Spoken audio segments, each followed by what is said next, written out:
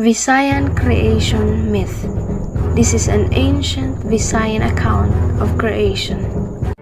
Thousands of years ago, there was no land, sun, moon, or stars, and the world was only a great sea of water above which stretched the sky. The water was the kingdom of the goddess Maguwayan, and the sky was ruled by the great god Kaptan. Maguwayan had a daughter called Lidagat, the sea, and Kaptan had a son named Lihangin, the wind. The gods agreed to the marriage of their children, so the sea became the bride of the wind. A daughter and 3 sons were born to them. Li Kalibutan had a body of rock and was strong and brave. Li Adlaw was formed from gold and was always happy. Libulan was made of copper and was weak and timid.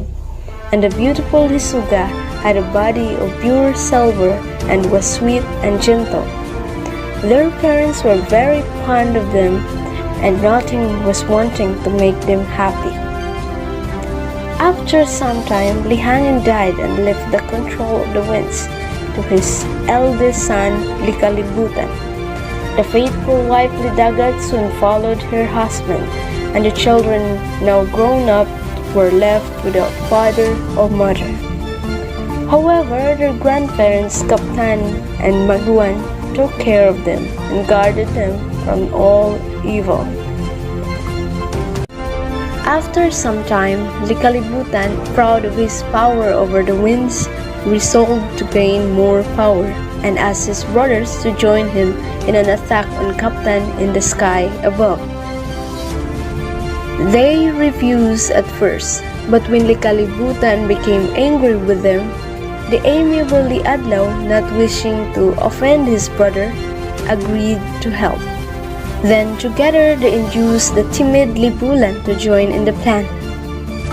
When all was ready, the 3 brothers rushed at the sky, but they couldn't beat down the gates of steel that guarded the entrance.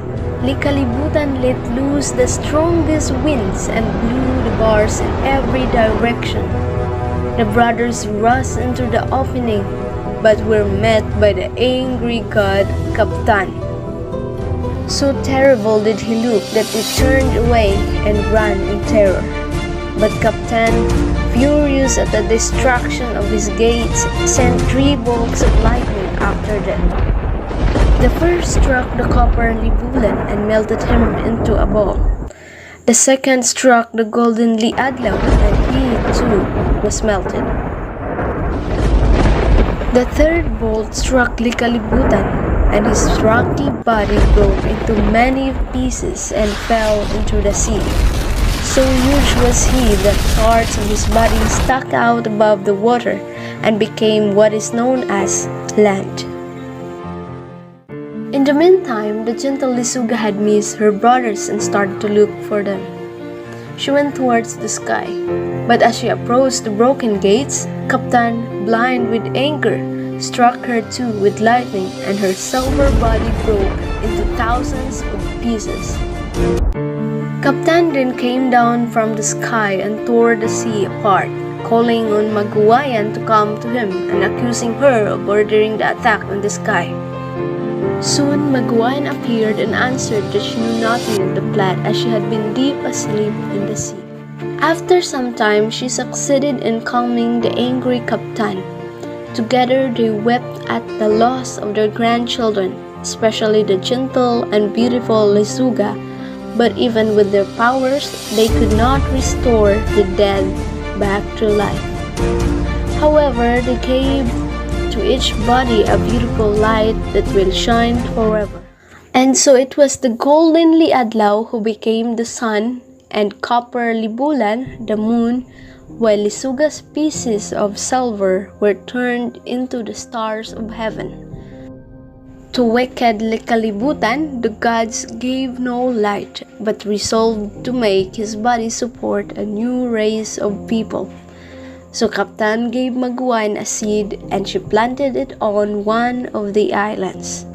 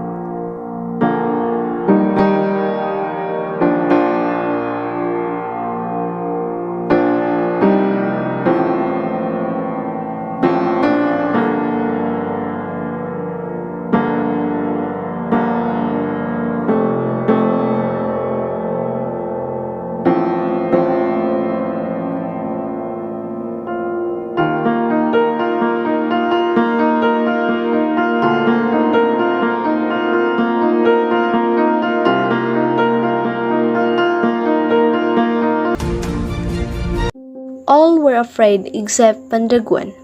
He grew very bold and answered that the shark was as big as the gods, and that since he had been able to overpower it, he would also be able to conquer the gods.